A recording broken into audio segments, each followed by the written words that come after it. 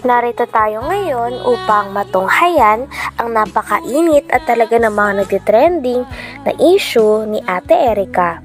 Sa pagpapatuloy ng ating istorya ay bumalik muli si Kalingap Val dahil mayroon na naman siyang bagong impormasyon na nakita at nais niyang ipakita sa mga kapamilya ni Ate Erica kung totoo ba ang mga ito. Gusto niya rin i-confirm kung sila ba ang pinapatamaan ng mga tao na nakita ni Kalingap Val Santos Matubang na nagpo-post para sa kanila. Sa isang post nga ay talagang binantaan ang tita ni Ate Erica na ipapakulong siya, kaya dapat daw make sure na meron daw siyang ebidensya. Babaeng ito? Para magklaro ko lang. Apo, siya po yan. Ano ito? Apo, yung stories na sinasabi. Kasi may minsay din sa iyo. May minsay sa social media na basa ko lang din. Ikaw ata ang pinatamaan dito. Nandyan din po yung mga text nila sa akin. Ito po ito yung dinidelete. Make sure na may ebidensya ka. At baka warrant of arrest ang darating sa iyo. At may word. Hindi pala po. Kayo ang sumira sa sarili niyong pamilya at buhay. Will see you in the court. Baka sasablay, maubos yung ipin mo. Maubos yung ipin mo.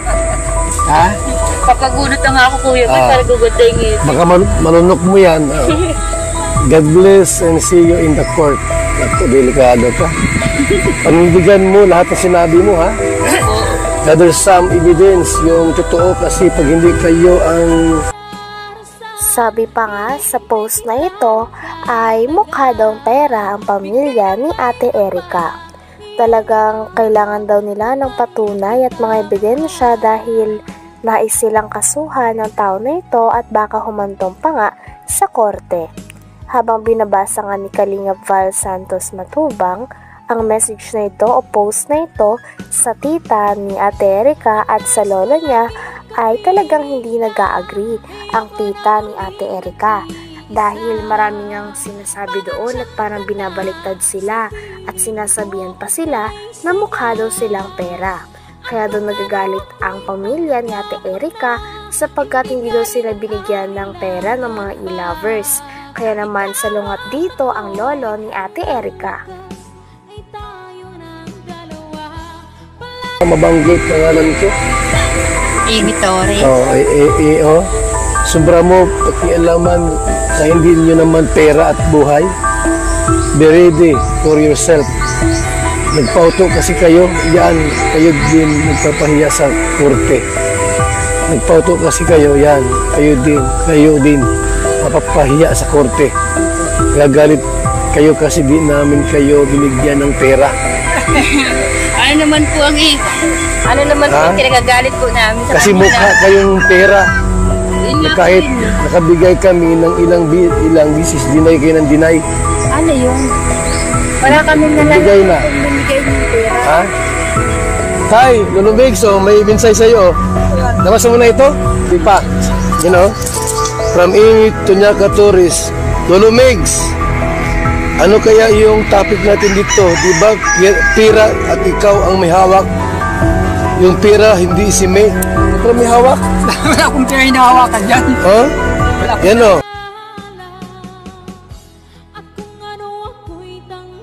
Grabe todo nga ang pagsalungat ng lolo ni Ate Erica sa mga message at post na binabasa sa kanya ni Kalingap Val Santos Matubang. Talagang walang katotohanan daw ang mga ito dahil lang totoo daw ang sinasabi nila. Talagang hindi nga din daw sila natatakot dahil alam din nila sa sarili nila na nagsasabi sila ng totoo. At kitang-kita din na maniniwala naman si Kalingap Val Santos Matubang sa sinasabi ng pamilya at lolo pati na rin ng tita ni Ate Erica. Grabe at patagal ng patagal ay mas lalo na nga umiinit ang mga balita tungkol sa issue ni Ate Erica. Sino nga ba ang talagang may mali sa issue na ito? Pira at ikaw ang may hawak. Yung pira, hindi si May. Pero may hawak. Wala akong pera hinahawakan dyan. Ha? Wala akong Yan o. pera. Dahil kayo ang bumili ng mga gamit. Utos lang ni sila. Utos yun yung sisilam. Anong gamit yung binili niyo, tay? Yung siminto, ano, yung mga rebel, yung mga ginagamit. Saan ginamit? Sa bahay din. Okay. Hindi pa mambaga kami ba na gawa ng Magkano halaga noong binigay sa'yo? lang yata yun. Tandaan lang yata yun. 100,000 Oo. binigay. Hindi man, Hmm. sa kanya naman ang gagaling. Bibigyan nga sa akin. Ikaw daw ang may hawak ng pera, hindi si May. Wala sa kanya. Siya nagbibigay ng pera pang bili ng mga Kaya ako tayo nandito para malinaw ko naman kasi baka mamiyas. Pero ang salita ko, yung pala, ikaw pala may kasalanan. Wala. Ha? Ako po sir talaga Oh. wala. Sinabi pa nga sa post na talagang parang sobra na daw ang pamilya, lalo na ang tita ni Ate Erika at ang lolo ni Ate Erika sa kanya. Kaya naman pinagtatanggol nga ng post na ito si Ate Erika at ang kanyang ate. Talagang sabi nga ng lolo ni Ate Erika ay napakarami daw maling impormasyon doon at talagang pinaliwanag din ni Lolo Miguel ang kanyang sarili sa mga manonood.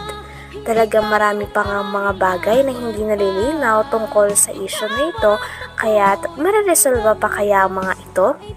Dahil nagagalit na nga talaga si Lolo Miguel pati na rin ang tita ni Ate Erika. Talagang habang patagal na patagal ay mas umiinit na nga ang issue nito. Sino nga ba ang tunay na may mali? Ang pamilya ba ni Ate Erika o sila Ate Erika at ang kanyang ate? Namin and more pa in the court. Hindi naman ka rin. Hindi kami natatakot. Don't miss it. Oh. Nakakatuhanan lang po. You want to fix this. Ayaw niyo manahimik kasi. So, this is not a joke for us. And sorry. Sorry ha, need ko na po kasi magsalita. Sumubra na kayo kay Erika. Alam mo ko, Beget, yan. Kami pa po yung Nung hindi pa si Mrs. na ospital, ako ang inuutosan nila at wala man silang alam Mm. sa pagbibili ng mga ng steel bar, siminto, graba, buhangin. Baka, Binibigay mo sa akin pera. Di, ako na permit, simple ako nagkuhan sa hardware. Mm. Yun. At di simple, ako talagang nagbabayad sa hardware. Taperma ako dun. Pero sa kanilang gagaling ang pera. Ganun. May prueba naman din po kami kung Mm. yung nga kanina ang pera. Kahit tiyahin ko kapag salita. Oh. So, sumubra na kayo kay Erika. Grabe at todo explain nga si Lolo Miguel sapagkat mali-mali daw ang mga sinasabi nila sa post na pinapatamaan sila. Bukod sa sinabihan sila ng mukha silang pera, ay sinasabi pa na kinokontrol nila ang pera nila Ate Erika at sa mga pagpapagawa ng bahay. Piniliwanag naman ni Lolo Miguel na sila mismo ang nanghingi ng tulong kay Lolo sapagkat wala daw silang alam sa mga pagpapatayo ng bahay at mga simento, kaya naman siya lang daw ang bumili, ngunit sa barangay naman daw iyon.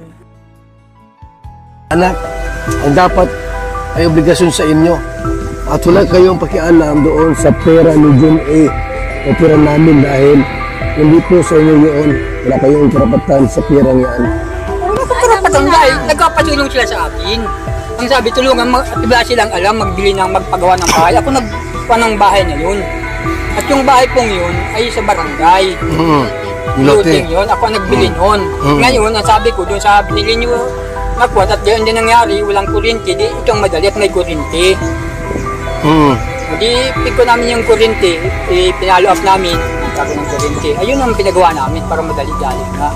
Ay pira sa sabi na ako naghawak ng pira, hindi wala sa akin yan. Sila nagbibigay ng pira sa akin na pambayad sa mga biyada. Inutusan ka lang. Utos lang. Nga po, ginamit lang ako. Ay kung alam ko lang ang kakaganyo, hindi ako masunod sa kanila. Bakit tayo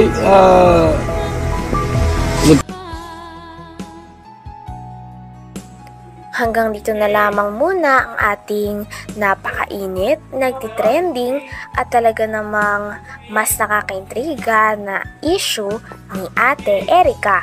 Maraming salamat sa inyong panonood. Hanggang sa muli. Bye!